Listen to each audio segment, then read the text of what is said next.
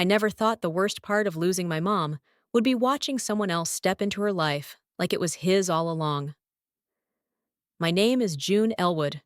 I'm 24, a public school teacher in a small town outside Salem, Oregon. Until a month ago, my mom and I lived on the same land our family had owned for nearly a century. 100 acres of woods, pasture, and this beat-up white farmhouse with peeling shutters and blackberry vines that higher than the windows. She passed away from a stroke just 2 weeks before her 61st birthday.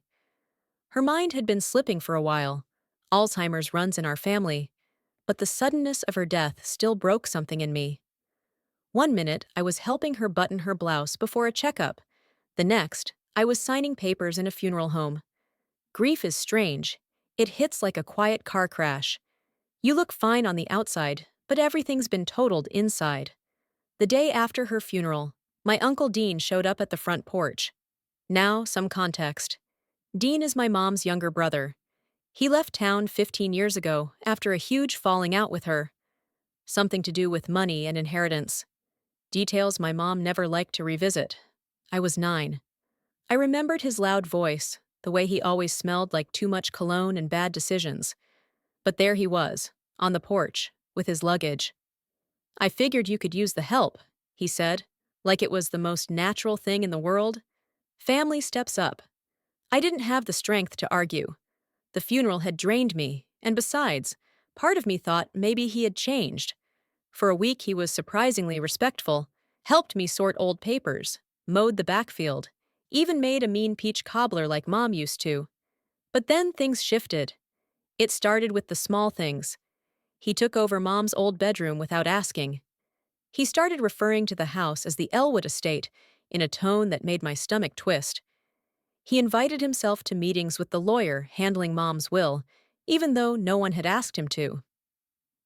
One afternoon, I walked into the kitchen to find him on the phone, loudly telling someone, "It's a prime property, untouched land.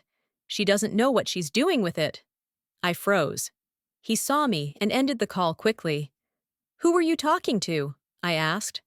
"Just someone interested in maybe buying the Northfield," he said casually, like he hadn't just started marketing my family's home, before I'd even figured out how to sort Mom's prescriptions. "Mom left the farm to me," I said, more to remind myself than him. He smiled. "You sure about that?" That's when it began. The next morning, I got a call from our family attorney. Dean had submitted a new version of Mom's will, dated just 6 weeks before she died. In it, she'd supposedly signed everything over to him: the land, the equipment, even the old barn she used as a quilting studio. I couldn't breathe. "This can't be real," I whispered.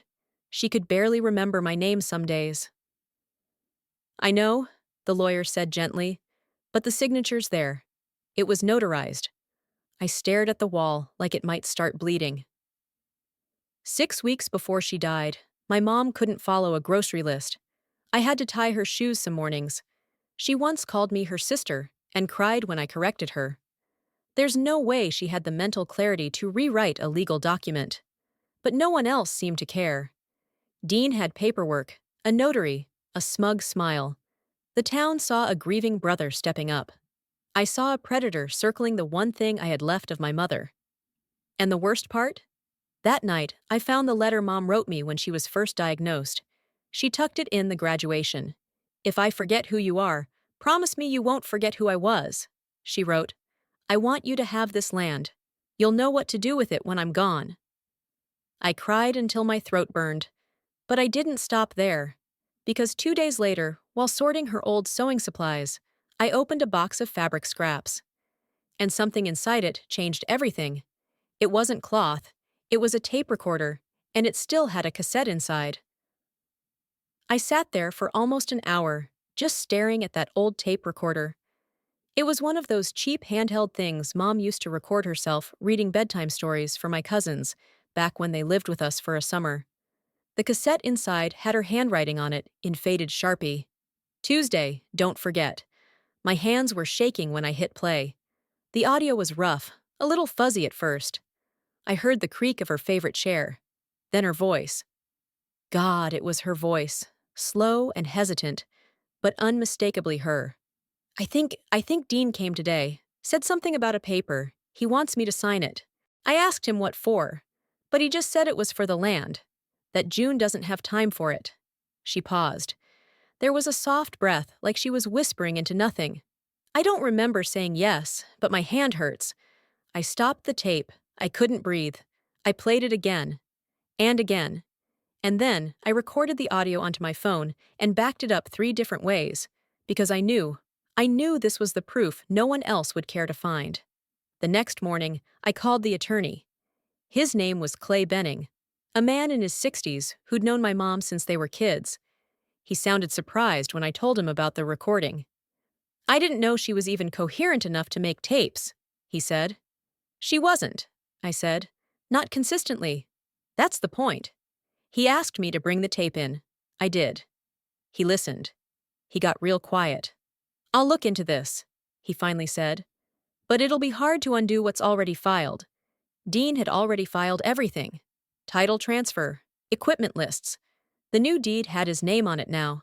The farm truck, the silo, even Mom's old chicken coop that leaned to the left like it had had a long day. When I drove back to the house that night, the gate was chained shut. There was a for sale sign by the road. My heart dropped. I called Dean. No answer.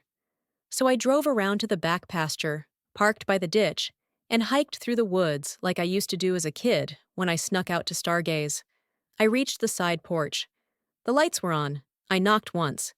Dean opened the door, holding a glass of whiskey like he was expecting me. You shouldn't be here, he said. Why is the property listed for sale? I asked. Because I own it now, he said, flat. It's too much land for one person. I'm making smart use of it. You forged her signature, I snapped. He didn't even blink. She signed it. You can ask the notary. She didn't know what she was signing. Well then, that's on her, isn't it? I wanted to hit him. I wanted to scream. But I just stood there, vibrating with anger. He leaned against the doorframe. You think people are going to believe the quiet daughter who moved out and played teacher in the city? Or the grieving brother who came back to take care of his dying sister? I stared at him, stunned. He smiled. Exactly. I turned and walked away before I did something I'd regret. But what really broke me happened the next day. I went to the sheriff's office to file a formal complaint. I brought the tape. I brought Mom's medical records from the memory care clinic. I even printed the notes from her neurologist, stating she'd lost decision-making capacity 8 weeks before her death. I thought I'd done everything right. The officer on duty took my papers, skimmed through them, then sighed. I'm sorry, Ms. Elwood, he said, but unless you can prove coercion or mental incapacitation at the time of signing, and unless the notary is willing to recant, this looks airtight. But I have proof. He cut me off. Look, I'm not saying I believe him, but the law cares about signatures, not feelings. I sat in my car outside that station crying like a damn child, like the kind of cry that comes from your ribs, not your eyes. And that's when my phone buzzed. An unknown number, I answered. Is this June Elwood? A woman asked. Yes. I used to work at Rose Valley, the care center your mom was at. My heart stopped. I heard what your uncle did, she said, voice low. And I think you need to know something. She paused.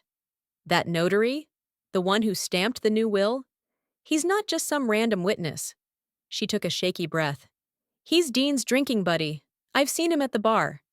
And the day your mom signed that paper? She didn't even know what year it was. I couldn't speak. I wanted to say something sooner, she whispered, but I was fired a week later. I think he pulled strings. I was just scared. And just like that, the whole thing cracked open. Because now I had something no signature could cover, a witness, and maybe, just maybe, enough to burn everything he built on her grave. I didn't even realize I was holding my breath until the cassette clicked inside the recorder and the audio cut off. That voice, my mom's voice, cracked right through me, worn down, confused, struggling to piece her world together. But even through all of it, you could hear the fear, the hesitation, like she knew something wasn't right, but couldn't find the words to fight back. I sat there in the middle of her sewing room, surrounded by faded spools of thread and fabric scraps that still smelled like lavender dryer sheets, and I swear I felt her in the room with me. I was angry, no, furious, but more than that, I was heartbroken. She'd been so alone. I thought I'd been protecting her by staying close, helping with meds, driving her to appointments, but I wasn't there that day.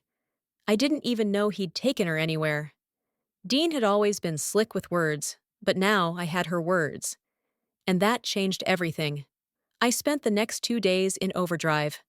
I scanned the audio, backed it up, took it to a lawyer friend of my old college roommate, someone outside our small-town bubble. She said what I suspected. This recording didn't replace a legal document, but it sure as hell could undermine one in court, especially if there were patterns of behavior. Witnesses, bank transfers, property evaluations, all happening in a tight little window. So I dug deeper. And what I found? It made my blood run cold. Dean hadn't just listed the land for sale. He'd already secured a private buyer, some out-of-state investment group specializing in agricultural land acquisition. They'd submitted an offer, a cash offer, and he'd accepted, which meant if I didn't do something fast, I wouldn't just lose the house. I'd lose the barn, the woods where my mom taught me to track deer prints, the tree swing Dad built before he died, the land our family had tended for 3 generations. I barely slept. I barely ate. I was emailing, printing, calling.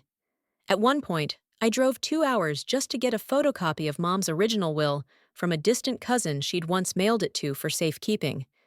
Then came the breaking point. I went back to the property just to see it again before it slipped away. Maybe say goodbye. That's when I saw them.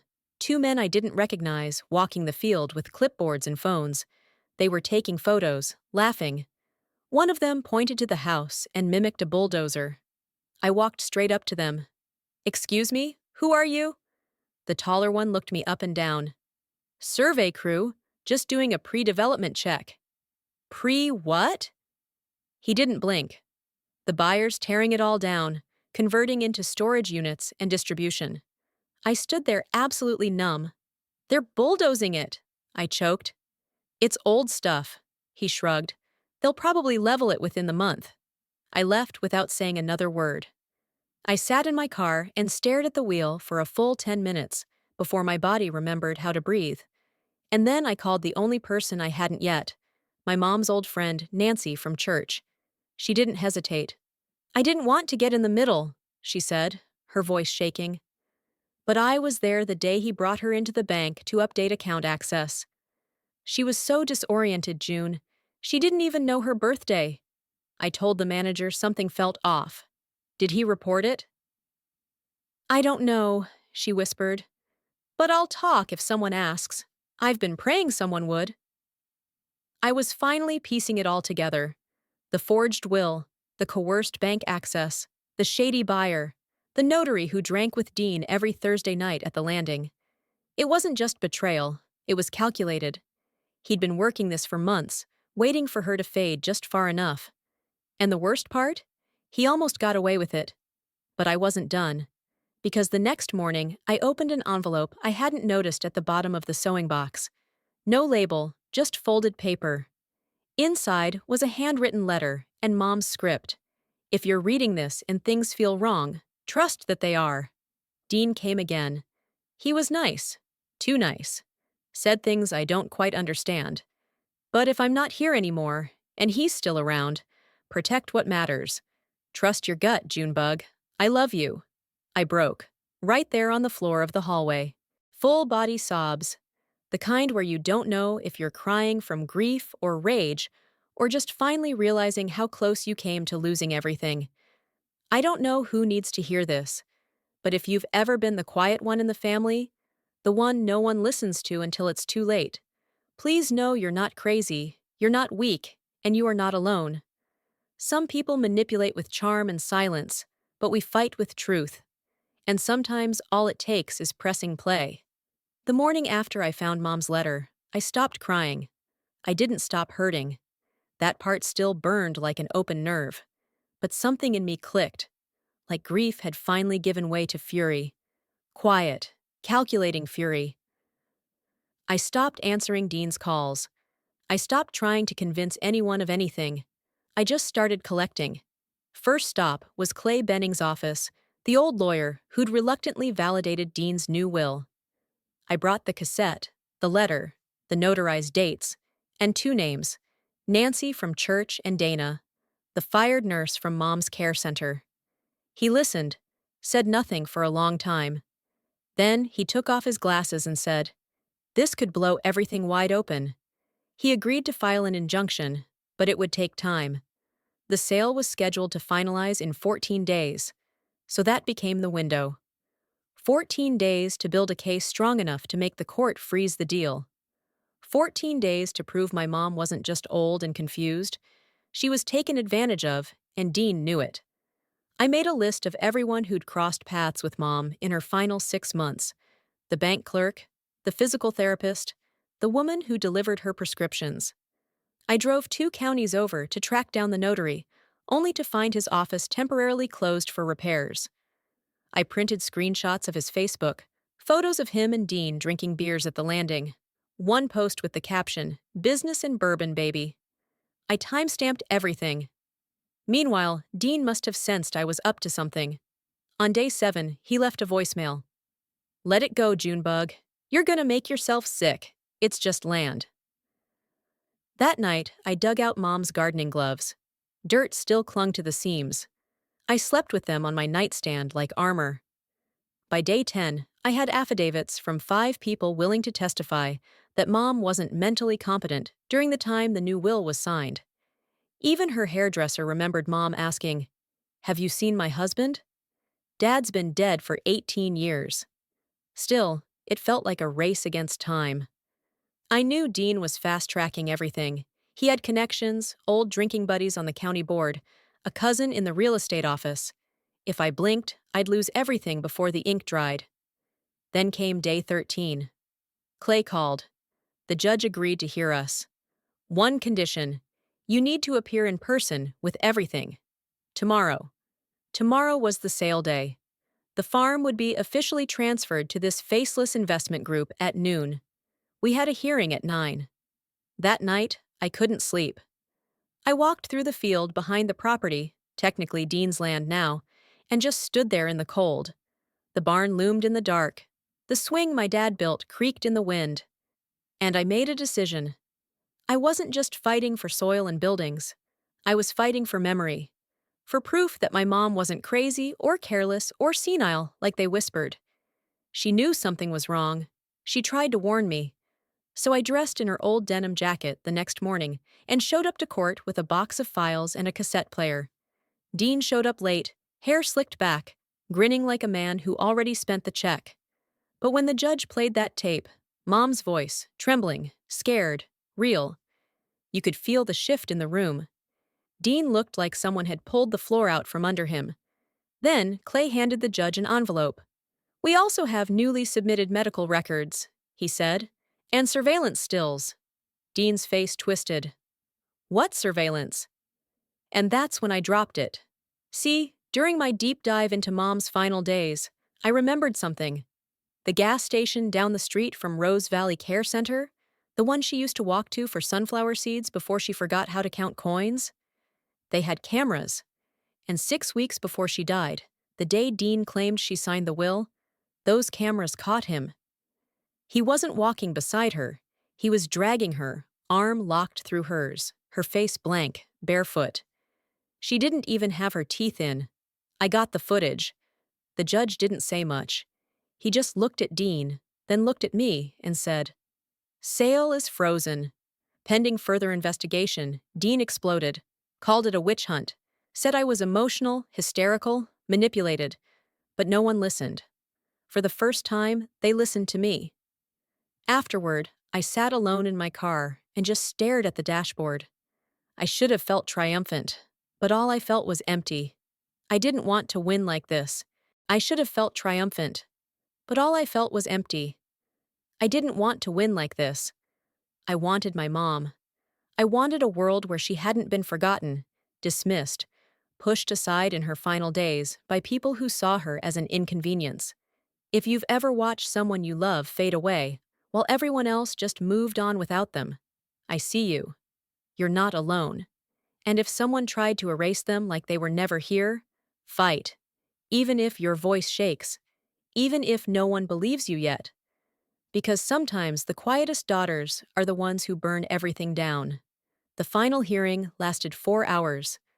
I sat there, palms sweating against the cool wood of the courtroom bench, while Dean's attorney tried every trick in the book. Discredit the medical records, call the surveillance footage taken out of context, question my motives, even imply I was mentally unstable from grief. But they didn't have her voice, and they didn't have her letter. When I read it out loud, my mom's words in that shaky, looping script, you could hear the shift in the room. Not legal arguments, not paperwork, just a woman in the last days of her life trying to protect what little clarity she had left. Dean didn't look at me once. When the judge ruled in my favor, I didn't cry. I didn't smile either. I just breathed. The new will was declared invalid. The original, leaving everything to me, was reinstated. The property sale was annulled. The buyer, who'd never met my mom, backed out the minute they realized they'd been part of something rotten. Dean? He lost more than the land.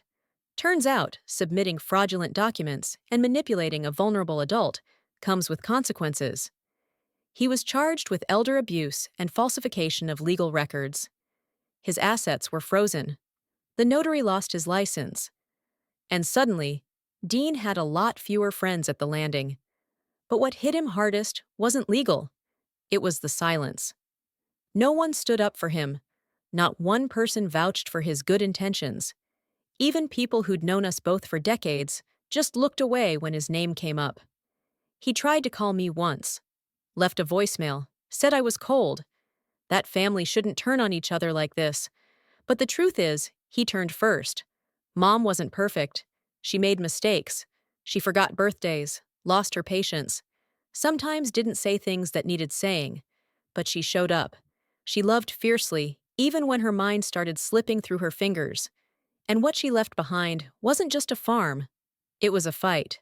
A final act of defiance in a world that treats the vulnerable like a burden. Now, the land is mine. But more than that, it's safe. The barn's still leaning. The swing still creaks. The house still smells like lavender and old paint. Some days, I walk the fields and imagine her beside me. Other days, I scream into the wind because I still miss her so much it hurts. But at least now she can rest. And I can finally breathe. Because I didn't just save the land. I saved her story. And no one gets to rewrite that but me. Lesson I learned? Sometimes justice doesn't come from a courtroom. It comes when you choose to stand up, even when no one else stands with you. If you've ever had to fight to protect the memory of someone you love, whether in front of a judge or against your own family, I hope you'll share your story in the comments. I truly want to hear it. And if any part of this journey resonated with you, I hope you'll stick around. There's so much more I want to tell.